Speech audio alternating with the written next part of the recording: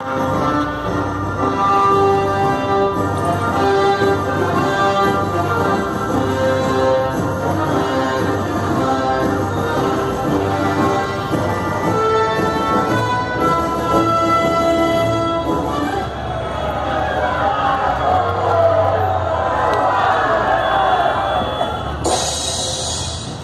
लोग इस मनुष्य पर कौन सा दोष लगाते हो?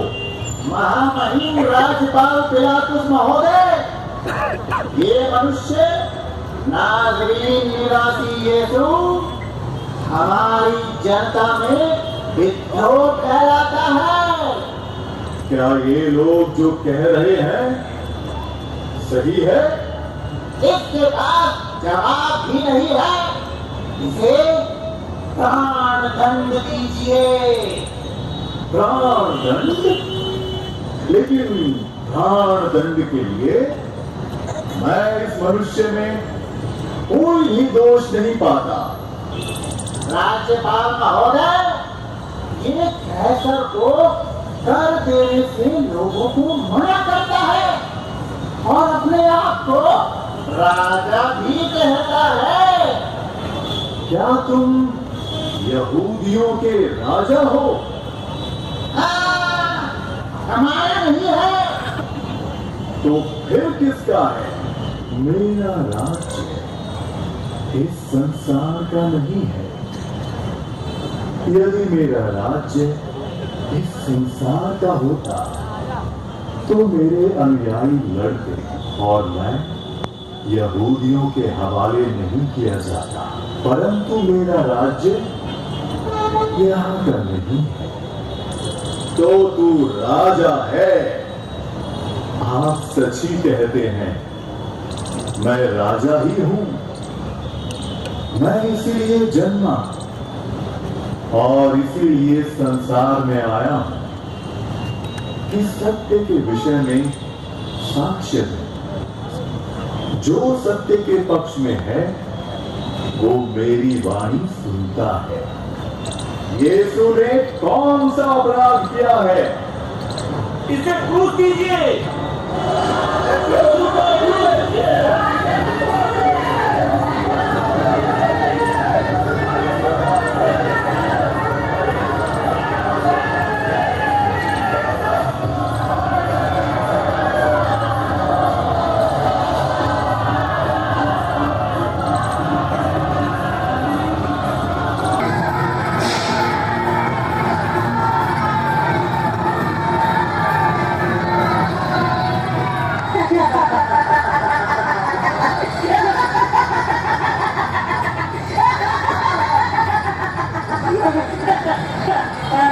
अपने आप को राजा कहता है।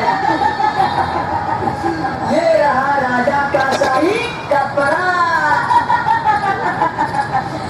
यह रहा राजा का शाही ताज। और ये रहा महाराज का राजदंड। महाराज प्रणाम। यहूदियों के राजा की जय। यहूदियों के साम्राज्य की जय हो।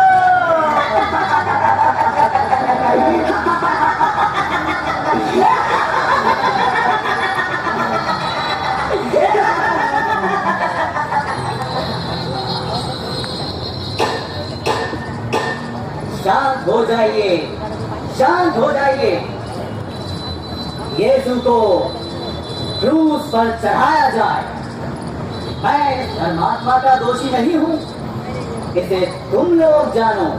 इसका रक्त हम पर और हमारे संतानों पर रहे।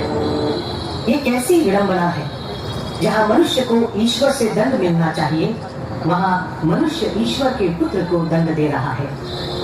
जिस यीशु ने अंधों को दृष्टि दी, भूखों को भोजन, यहाँ तक कि मुर्दों को जीवन दिया, आज उसी यीशु को मारने के लिए लोग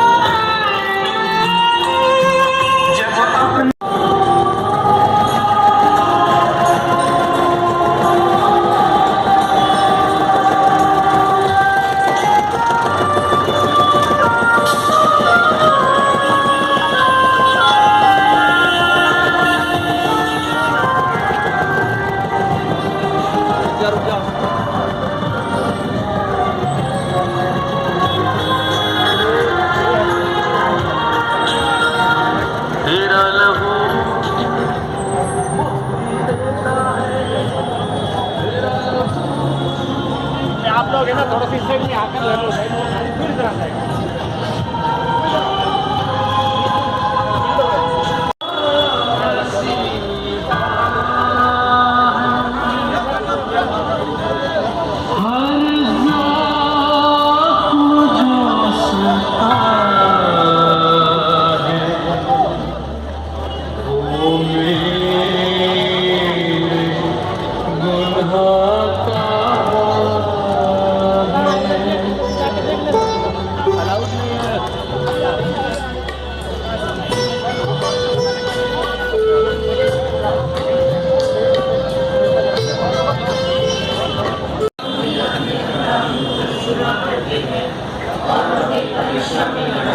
परंतु बुराई से बचा। नाम लिया कृपा पूर्ण प्रभु तेरे साथ है, धन्य है स्त्रियों में और हे सत मरिया ईश्वर की मां, प्रार्थना कर सबका और हमारे मरने के समय। पिता और पुत्र और पवित्र आत्मा की बधाई होगी, जैसे आदि में थी, अब है और अनंत काल तक सदा रहेगी। आमीन। हे प्रभु हम पर दया कर, मृत विश्वासियों की आत्माएं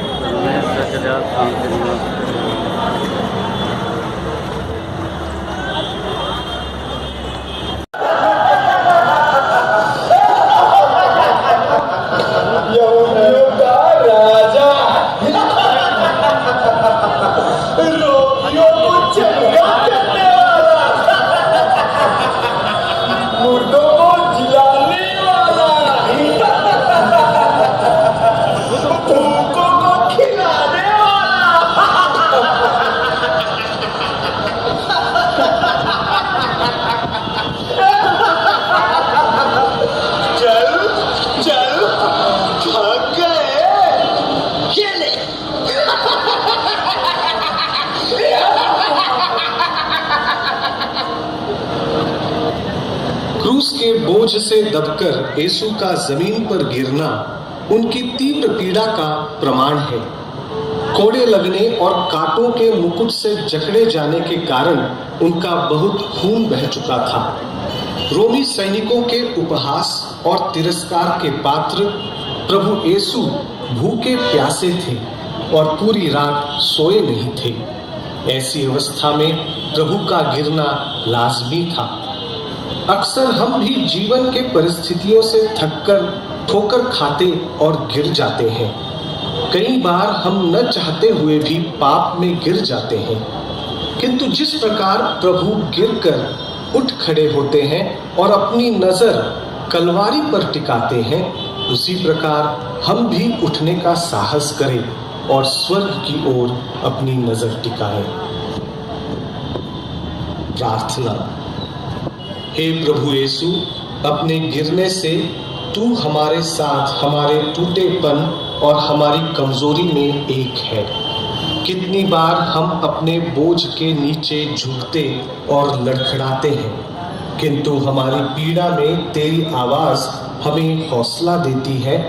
थके मांदे और बोझ से दबे लोगों, तुम सभी मेरे पास आओ, मैं तुम्हें विश्राम दूंगा।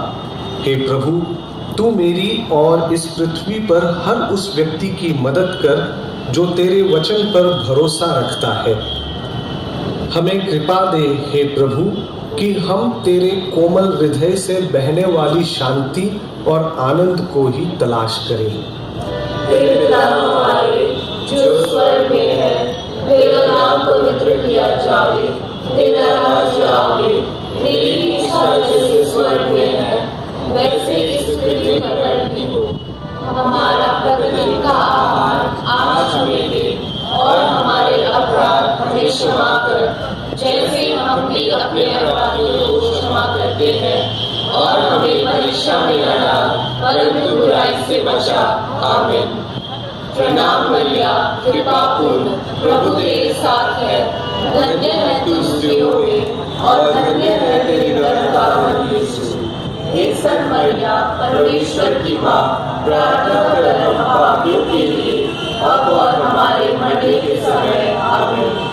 पिता और पुत्र और पवित्र आत्मा की बढ़ाई होवे, जैसे कि आदि में थी, अब है और अनंत काल तक सदा रहेगी। आमीन।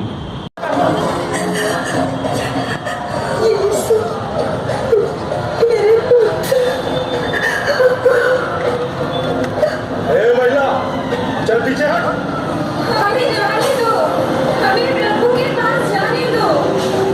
अरे जाने दो, जाने दो। ये तो उसकी माता है, अपने पुत्र से आखिरी मुलाकात है, जाने दो। यीशु, मेरे पुत्र।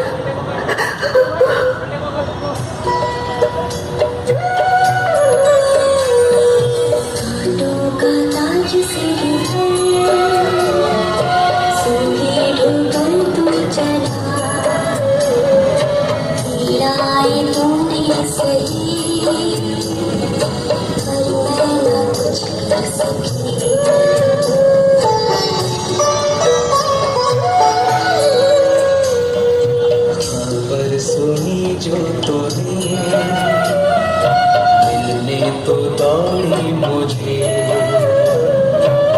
दिली गाथा तेरी भूलेगी दुनिया नहीं। माँ मेरी तू है महान, जग में को जन्म दिया, उसी बेटे को अपने मृत्यु के करीब जाते कैसे देख सकती है माँ? जिस आंचल ने उसके हर आंसू पोंछे, आज वही आंचल उसके लहू से सना हुआ है। जिस माँ ने अपने बेटे की हर याद को अपने हृदय में संजोए रखा, उसके जीवन के मुख्य पलों पर चिंतन किया, आज उसके मन में न जाने कितने ख्याल उठ रहे होंगे। क्या उसने स्वर्गदूत की उस भेंट को याद किया होगा जिसमें उन्हें पता चला कि वह एक पुत्र को प्रसव करेगी? क्या उसने सिमेयोन की उस बात को याद किया होगा जब उसने कहा था कि एक तलवार उनके हृदय को आर पार भेदेगी? इस पीड़ा में भी माता मरियम का विश्वास अटूट रहा। उन्हें विश्वास था कि न तो उनके पुत्र का बलिदान और न ही उनकी पीड़ा व्यर्थ जाएगी। ये उनका विश्वास और उनकी आशा ही तो थी, जिसके कारण उन्होंने अपने हृदय में सब कुछ सुरक्षित रखा था, उस वक्त से जब से उन्होंने पिता की इच्छा को हाँ कहा था।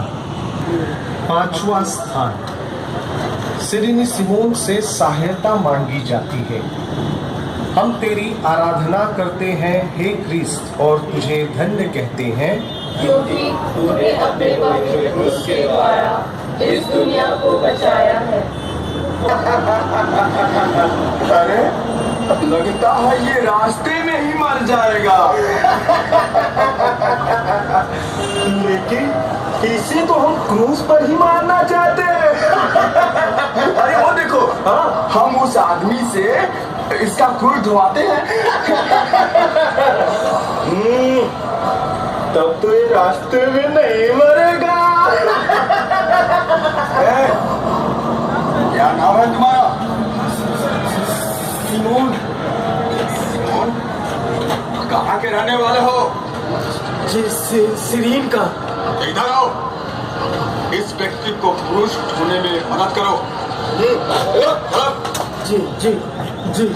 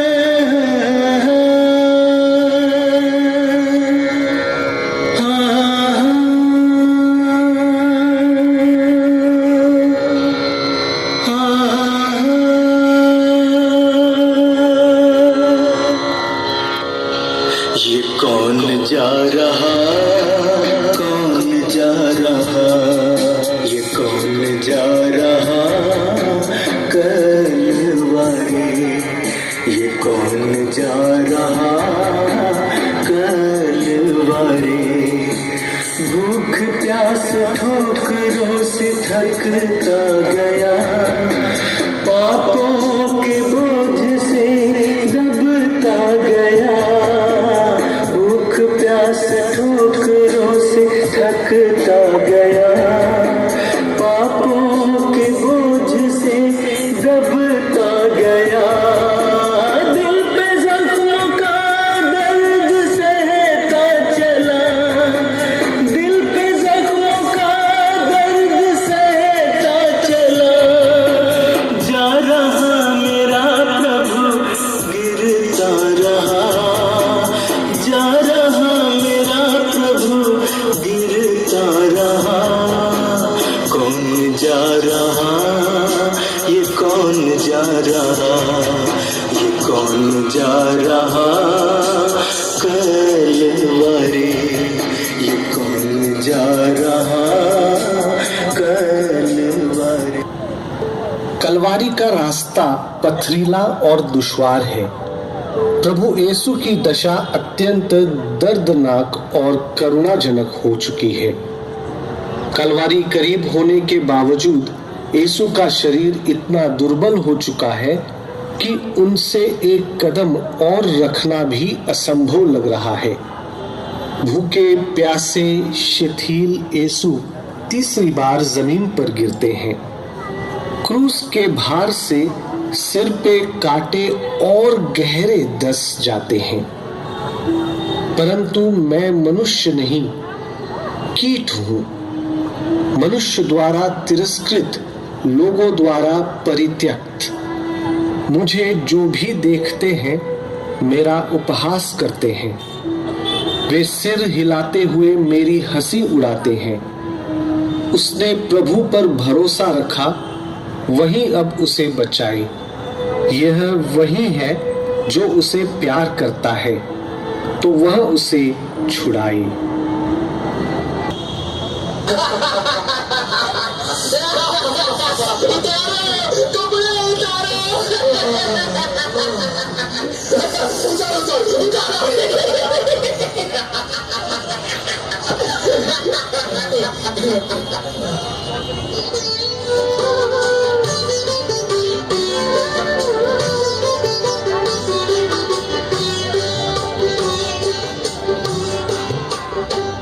तेरे पाप धुल सकेंगे आज ही मसीह के द्वारा। सुबह एक नजर उठा के देख ले लहू की धारा। तेरे पाप धुल सकेंगे आज ही मसीह के द्वारा। एक नजर उठा के देख ले लहू की धारा। तेरे पाप धुल सकेंगे।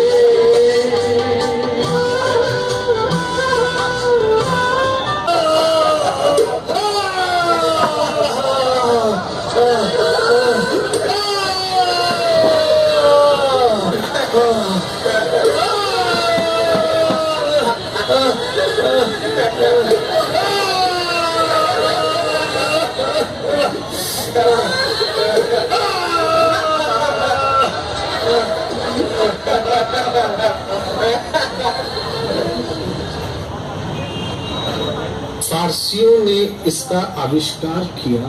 रोमियो द्वारा सिद्ध किया गया क्रूस यहूदियों के लिए एक श्राप का चिन्ह था। शरीर का पूरा भार 3-6 इंची किलो से टिका रहता था। शरीर को हिलाना तो दूर, यहाँ तक कि सांस लेना भी दुर्भर हो जाता था। यह मृत्युदंड का एक ऐसा भयानक तरीका था जिससे पीड़ित के शरीर से जीवन धीरे धीरे और अतीव व्यथा से निकलता था। ऐसा लगता था मानो संसार की सारी बुराई उस एक पल और उस एक इंसान पर हावी होना चाहती थी। परंतु ईश्वर की अच्छाई संसार के समस्त बुराई को हराने में समर्थ है। मनुष्य ने केवल एक इंसान को क्रूस पर ठोक दिया, किंतु ईश्वर ने उस निर्दोष मेमने के साथ हमारे पापों, कुकर्मों, रोगों, दुखों, यहाँ तक कि मृत्यु को भी ठोक दिया। जिस क्रूस को मनुष्य ने श्राप के रूप में चाहा, ईश्वर ने पूरे मानव इतिहास के लिए उसे आशीष के रूप में परिवर्तित कर दिया। प्रार्थना। मेरे प्रिय यीशु, वो क्रूस के कील नहीं बल्कि मुझ पापी के प्रति प्रेम था जिसने तुझे क्रूस पर टिकने दिया। तू चाहता तो अपनी वेदना क्षण भर में समाप्त कर सकता था, किंतु तूने मुझसे इतना प्यार किया कि तूने पिता की इच्छा को स्वीकृति से पूरा किया। तूने विरोधियों का वह लेख जो हमारे नाम पर और हमारे विरोध में था मिटा डाला और उसे क्रूस पर कीलों से जड़कर उठा दिया। मेरे गुनाहों को उन कीलों के साथ ठोक दे प्रभु।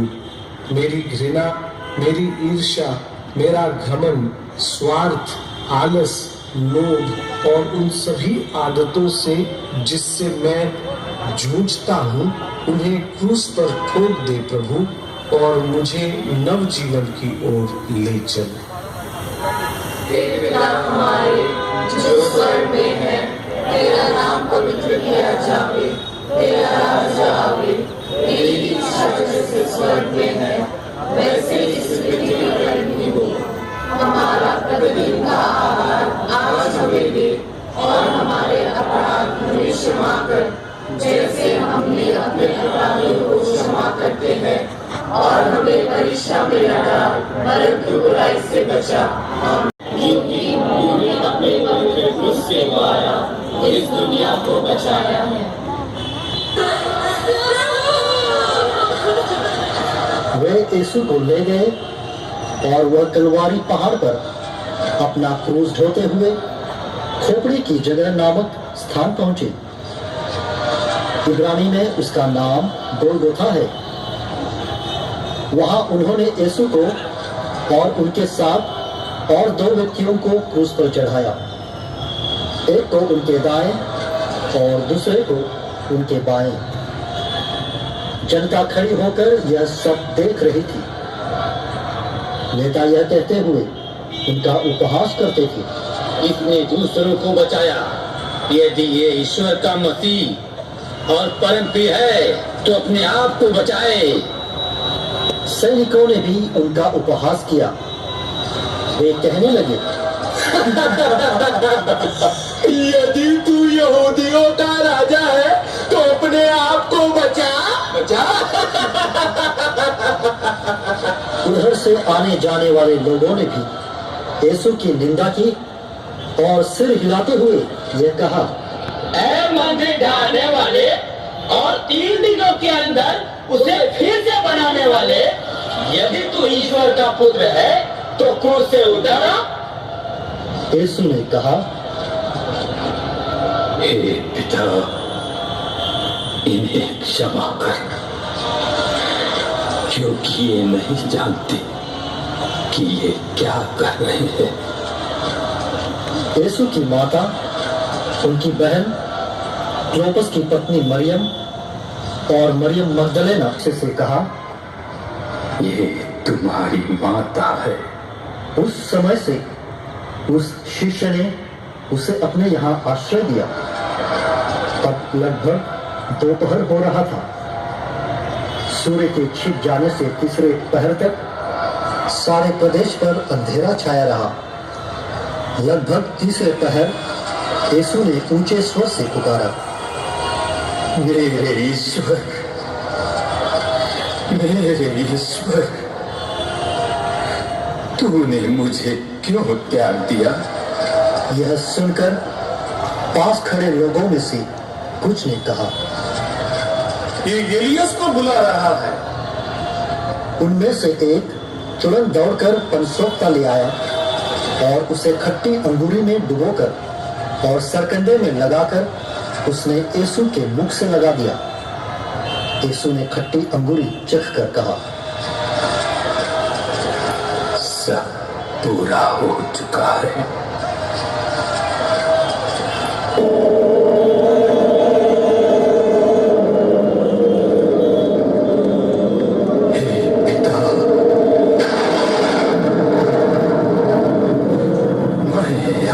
आत्मा को तेरे हाथों सौंपता हूं।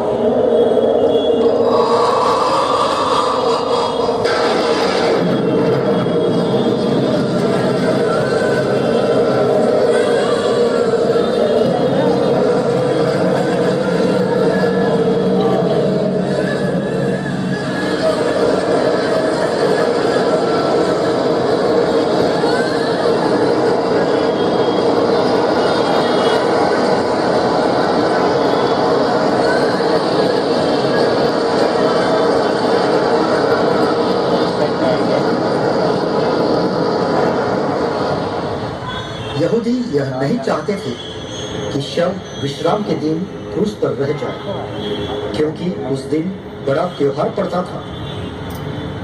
उन्होंने पिलातुस से कहकर शव हटाने का निवेदन किया। इसलिए सैनिकों ने आकर यीशु के साथ चढ़ाए गए दोनों व्यक्तियों की टांगें तोड़ दी। किंतु जब वे यीशु के पास आए तो देखा कि वह मर चुके हैं, इसलिए उन्होंने उनकी टांगें नहीं तोड़ी। लेकिन एक सैनिक ने उनके बगल में भाला मारा और उसमें से तुरंत रक्त और जल बह निकला। यह सब इसलिए हुआ कि धर्म ग्रंथ का यह कथन पूरा हो जाए, उसकी एक भी हड्डी नहीं तोड़ी जाएगी। और दूसरे कथन के अनुसार उन्होंने जिसे छेड़ा वे उसी की ओर देखेंगे। वहां उपस्थित सब लोग यीशु की मृत्यु की इस घटना को देखकर अपनी छाती को पीटते हुए लौट गए। हम इसे मानवता की मूर्खता कहें या लड़कपन कि जिसने हमें बहुतायत का जीवन प्रदान किया उसी को हम मारने चले। अपने सृष्टिकर्ता की मृत्यु के इस भयानक मंजर को सृष्टि कैसे देखती। दोपहर होने के बावजूद सूर्य छिप गया और तीसरे पहर तक सारे प्रदेश पर अंधेरा छाया रहा। पृथ्वी कांप उठी, चट्टानें फट गई, यहाँ तक कि कब्रें खुल गई और बहुत से मृत संतों के शरीर पुनः जीवित हो गए। क्रूस पर यीशु की मृत्यु उस योजना की पूर्ति थी जिसे पिता ने उन्हें सौंपा था और जिसे उन्होंने आज्ञाकारिता और विनम्रता से पूरा किया। जिसका भोजन ही पिता की आज्ञाओं का पालन करना था और उसके कार्य को पूरा करना था। उसने पिता को अपनी आत्मा सौंपने से पहले कहा, सब कुछ पूरा हो चुका है। प्रभु यीशु का शव माता मरियम की गोद में। हम तेरी आराधना करते हैं हे क्रिस्त और तुझे धन्य कहते हैं।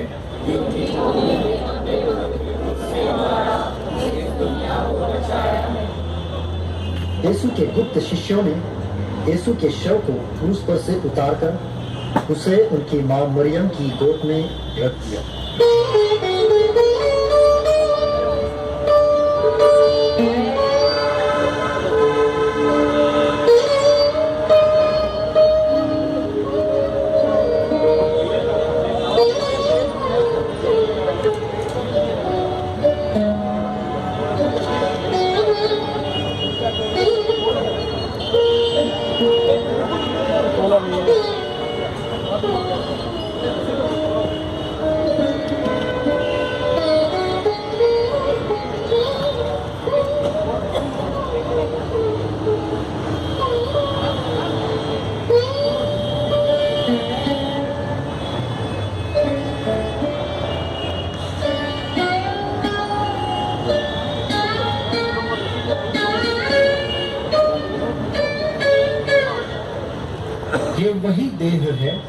जिसे माता मरियम ने अपने गर्भ में धारण किया, जिसे उन्होंने अपनी गोद में सुलाया खिलाया, आज वो निष्प्राण उनकी गोद में रख दिया जाता है। जहां युवा दबंग पुरुष क्रूस की क्रूरता को सहन भी नहीं कर पाते, वहीं माता मरियम सामर्थ्य की एक मिसाल बन क्रूस के पास खड़ी रहती है। वो बेहोश या बेहाल नहीं होती, बल्कि बेधड़क अपने पुत्र के पास खड़ी रहती है। इसलिए हमें ये आश्वासन है कि जब हम अपने क्रूस को उठाए यीशु के पीछे चलते हैं, माँ मरियम ममता की मूरत बन हमारे करीब रहती है। और जब हम क्रूस के भार को ढोते ढोते थक जाते हैं, वो हमें भी अपनी गोद में लेकर हौसला और हिम्मत देती है। प्रार्थना। हे माँ मरियम, आज हम तेरी गोद में उन सभी क्रिस्तियों को रखते हैं जिन्हें सुसमाचार की घोषणा करने के कारण सताया जा रहा है, जो यीशु पर अपना विश्वास रखने के कारण बेघर हो चुके हैं और तिरस्कृत किए गए हैं। उनका बलिदान कलीसिया को और दृढ़ बनाए, ताकि हम भी उनकी तरह यीशु के प्रेम की घोषणा निर्भयता के साथ करते रहें।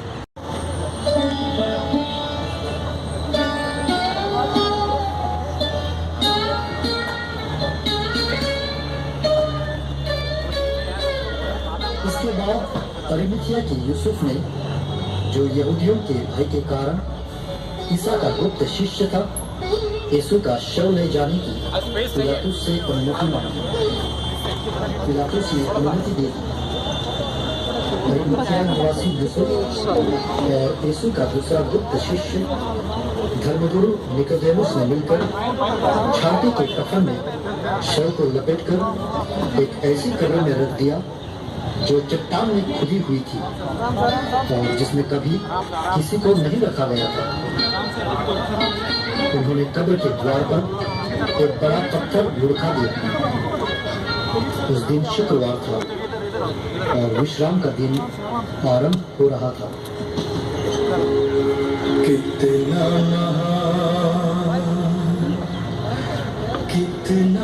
महान रे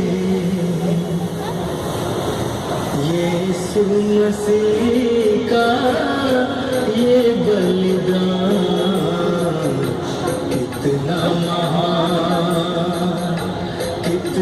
महान रे यीशु मसीह का ये बलिदान, कितना महान।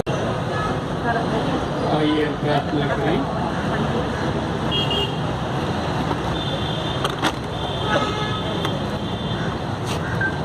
हे सर्वशक्तिमान शाश्वत पिता, हम तुझे धन्यवाद देते हैं कि तूने यीशु को हमें बहुमूल्य उपहार के रूप में दे दिया।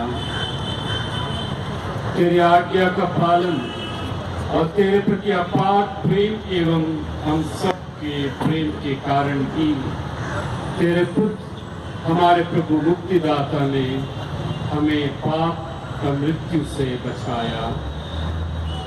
अपने पुनरुत्थान के द्वारा उसने हमें अनंत जीवन की आशा प्रदान की है। यीशु के बिना हमारा जीवन अधूरा है। हमारी यही प्रार्थना है कि हम सदा यीशु के साथ रहें और मृत्यु भी हमें यीशु से अलग ना कर सके। हम अपने पाप से दूर रहकर सदा यीशु की उपस्थिति को अनुभव करें। हम सदा सच्चाई के मार्ग पर चलें, क्योंकि सच्चाई ही सफलता की सीढ़ी है। यीशु ने त्याग और बलिदान के द्वारा ही हमारे मुक्ति कार्य में सफलता पाई है। हमें भी उनका अनुकरण करने की कृपा प्रदान कर, ताकि हम भी अनंत जीवन के सहभागी बन सकें। आमीन। संत पिता के अभिप्राय के लिए प्रार्थना। ये पिता हमारे